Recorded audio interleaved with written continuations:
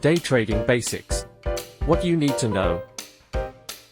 Day trading is the practice of buying and selling securities within the same day. The goal?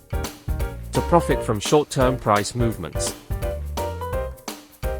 Key characteristics of day trading. Quick trades, often lasting minutes to hours. Focus on liquid stocks that can be easily bought and sold. Use of strategies like range trading and momentum trading.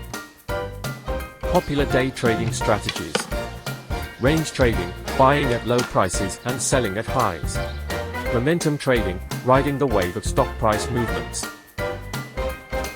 But remember, day trading has its risks. Market volatility can lead to rapid losses. Emotional decisions can impact trading outcomes. How to get started in day trading. Develop a clear strategy, plan your trades and set goals. Practice with demo accounts, use simulators to gain experience.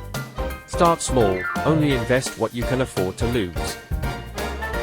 Day trading isn't for everyone. It's essential to educate yourself and trade wisely. For more insights and tips on trading, subscribe to our channel.